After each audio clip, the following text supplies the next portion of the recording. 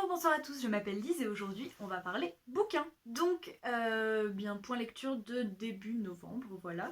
Donc on est le 10 novembre et hier j'ai terminé de lire Les sorcières du clan du Nord, donc le sortilège de minuit de Irina Brignolle. Je ne sais toujours pas comment ça se prononce, est-ce qu'on est étonné? Je ne crois pas. Ce bouquin, comment vous dire, c'était une bonne lecture, mais je m'attendais à apprécier plus. Et j'ai énormément aimé le début, mais après il y a des choses qui ont compliqué ma lecture. Donc on est dans un monde où il y a des sorcières, mais ce n'est pas, elles ne sont pas connues des humains, elles vivent recluses entre elles en communauté et elles n'ont pas vraiment le droit de se mélanger aux humains, quoi. Personne ne sait qu'elles existent et elles n'aiment pas les humains et tout ça. Bon, voilà, c'était très rapide.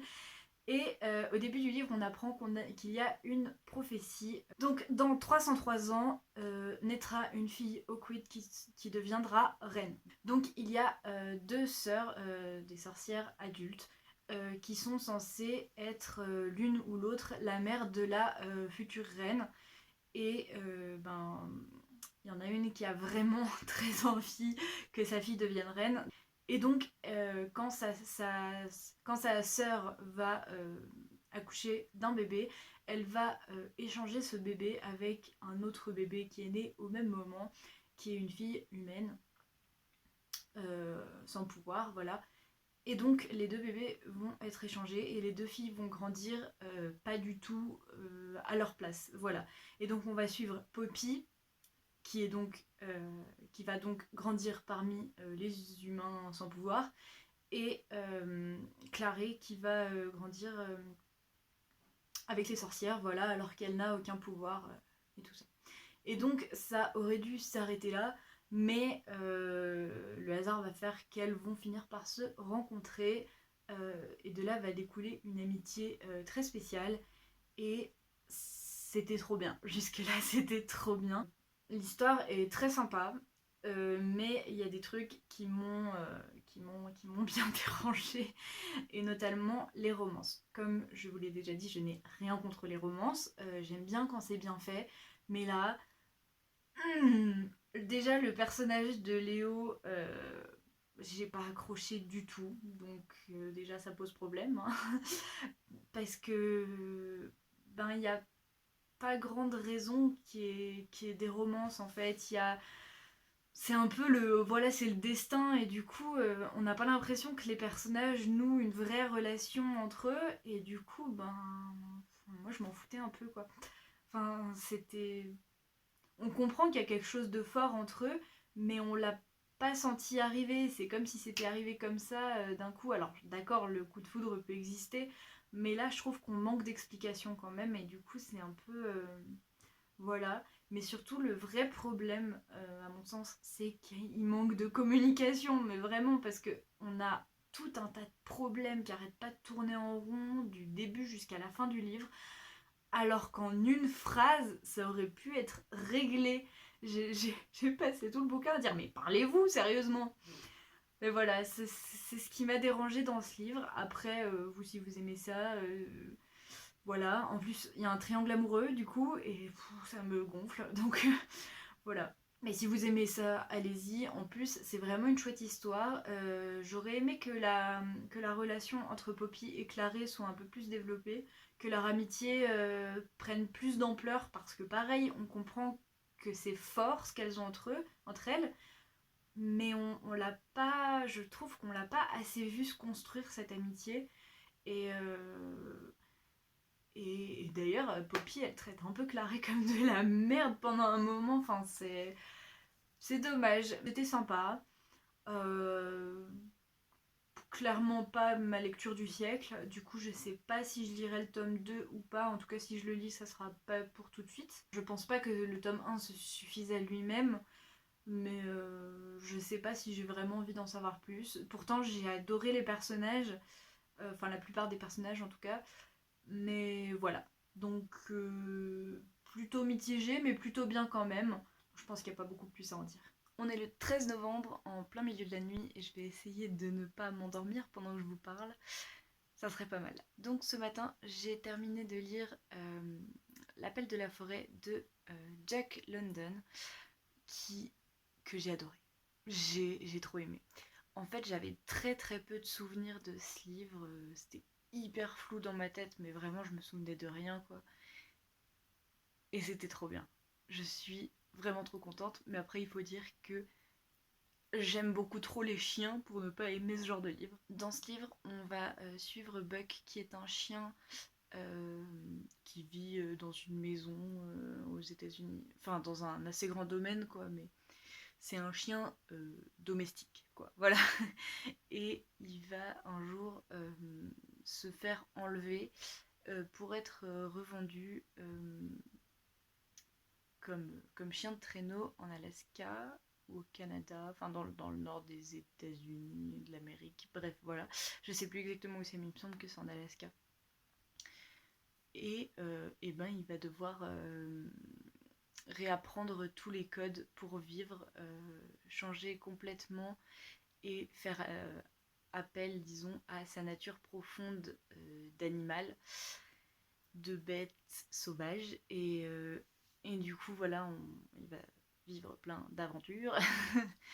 Et c'est vraiment trop trop bien. Je trouve que c'est super bien fait. Un petit truc quand même, il y a pas mal de violence, que ce soit entre les humains et les chiens, ou entre les chiens et les chiens. Voilà, donc si vous êtes sensible à ça, ça peut... Voilà. Mais sinon, c'est vraiment trop trop bien. Encore une fois, plein d'émotions, une histoire trop bien, un tout petit livre où il se passe plein de trucs, tout ce que j'adore. Et aujourd'hui, je me suis enfin plongée dans une BD que j'avais depuis 2 ans. C'est Giant de Michael. Voilà, je pense que ça se dit comme ça. Et donc oui, comme je disais, cette BD, je l'ai achetée il y a 2 ans quand elle est sortie, je crois. Et je sais pas pourquoi je l'ai jamais ouverte. Alors je pense que je l'avais achetée pour le style graphique, clairement, parce que j'aime énormément les couleurs qu'il y a dans cette BD. On est toujours sur des teintes très marron comme ça, je sais pas si vous verrez grand chose. Toujours dans des teintes très marron qui donnent une ambiance vraiment, je sais pas.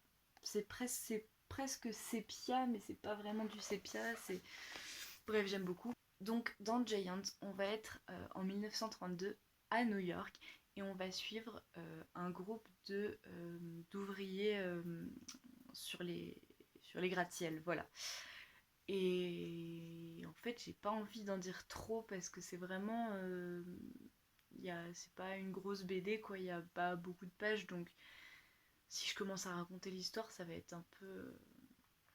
Je vous laisse découvrir, voilà. En tout cas, c'est en 2 tomes et j'ai trop adhéré, beaucoup plus que ce à quoi je m'attendais.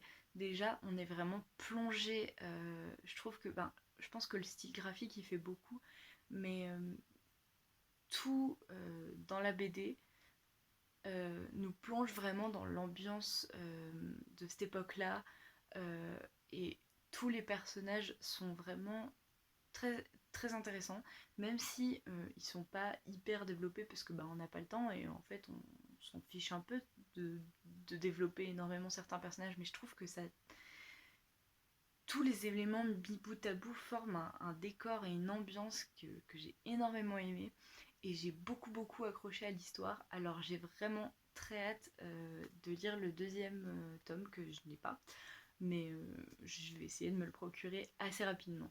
On est donc le 14 novembre et ce matin je viens de terminer le livre du voyage de Bernard Werber. C'était trop bien. Enfin, je viens de terminer, en fait je l'ai lu d'un coup et je pense que c'est bien de le lire comme ça d'un coup. Comment vous expliquer? En fait c'est le livre qui vient vous parler, qui se présente, tout ça, et qui va vous emmener en voyage avec lui. Donc c'est un voyage intérieur, mais c'est aussi un voyage extérieur. Je saurais pas vraiment comment vous expliquer ça. C'est vraiment quelque chose qui est à découvrir, je pense. Et c'est une très bonne expérience. Même si la plupart des choses que ce livre apporte, moi, c'est des choses, disons, dont j'avais déjà fait le voyage.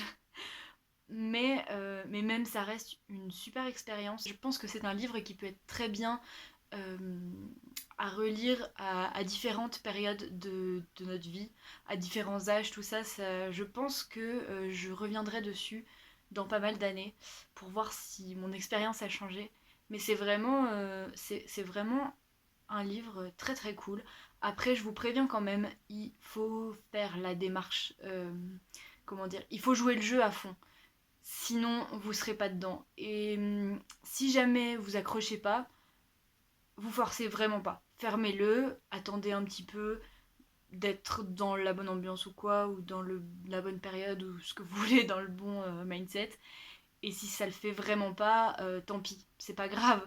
Mais c'est pas un truc. Je pense il faut vraiment se plonger dedans à 100% pour vivre une belle expérience, quoi. J'imagine que ce point lecture de début novembre touche à sa fin. Dites-moi ce que vous avez pensé des livres que j'ai lus pour l'instant. Donnez-moi vos avis, ça m'intéresse beaucoup. Et en attendant une prochaine vidéo, je vous souhaite de très belles lectures. Bye!